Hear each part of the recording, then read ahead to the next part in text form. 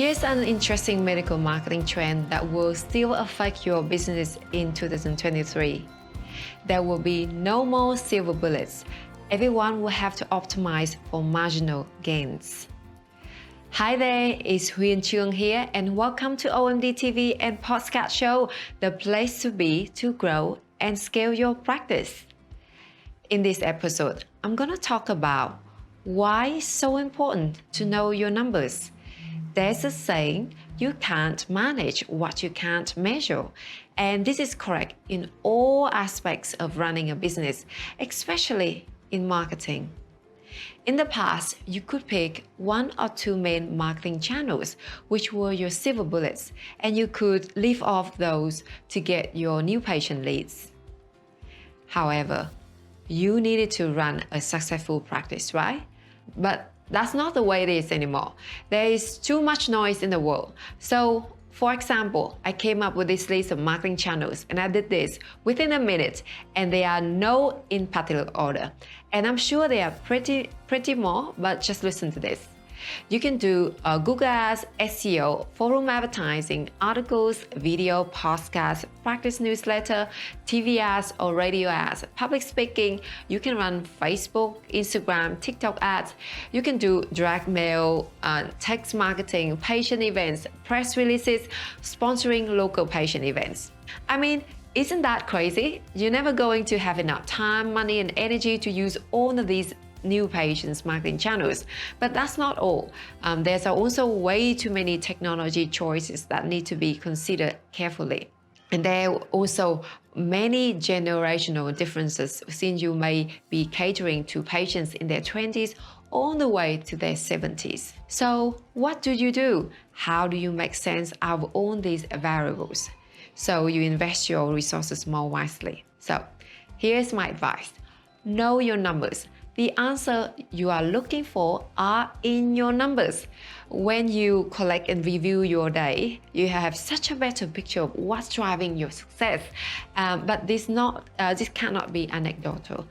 Take this motion out of this and just look at the real data that doesn't lie. So the fastest and easiest way is to follow your success first, So in other words, follow the money. There's no need to get all fancy and go off on a tangent at this time. Just review your revenues, where they are currently coming from, and then go back for more. Then you can always do more later, right? But right now, just stick to this. So for example, revenues by procedure. Start by running this report called revenues by procedure. Now, this is going to show you which of your procedures are more profitable and which should be re-evaluated, since they don't bring in the revenues worth the effort.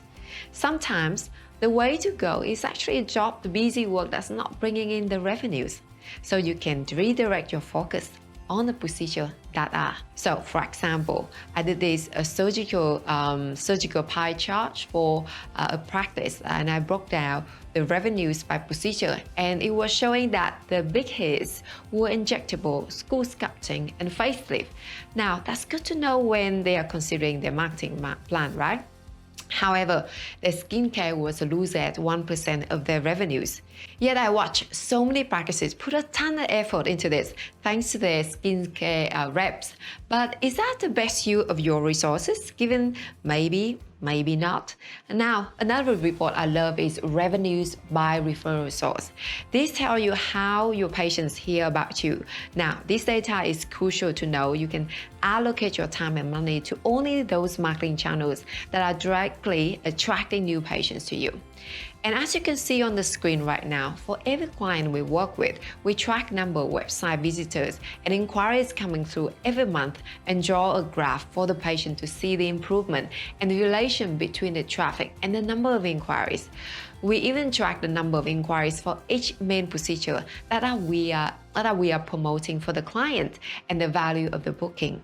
As you can see in the table below, this is one of the exercises we work with the practice to track the conversion percentage in each step of the sales process.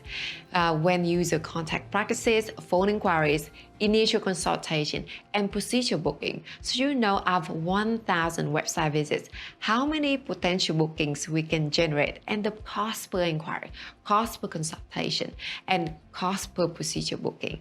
Once we know the number, it will be so much easier to determine if the channels we are promoting right now are affected and should we be spending more or less on them. So it's important to note the patient lifetime value and the current patient referral rate as well, because you will be able to calculate the total lifetime value of the patient and compare it with the cost of new patient acquisition. And then it will be so much easier for you to make the call as to how much you're willing to pay to acquire a new patient and set the right KPI for your team or marketing agency. Again, the referral source is not so cut and dry in today's technical age. Now, what I mean by that is when you ask a prospective patient who calls your office, how they heard about you, they oftentimes say something like internet or social media.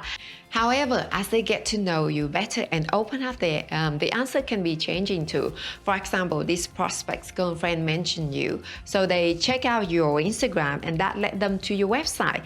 And that's why they said internet. If that happens, just be sure to update your data for that. And also with that practice, I ran this report for, there were around 50 internet versus relationship by a current patients returning for more and referrals from existing patients. And so that's good to know that, right? Half external and half internal. But I also noticed that social media was only 1% of their revenues and magazine ads was 0%. So if I were consulting with them, I would probably recommend they take the magazine ad budgets and then reallocate it to digital marketing. Now, there are a lot more numbers to know, but you see how knowing just these 2 data points will give you so much good intel to make better business decisions. And what you are trying to do here is decide whether to invest your time and money on marketing certain procedures, and then switch your marketing channels to do you use to get to patients who want those certain procedures.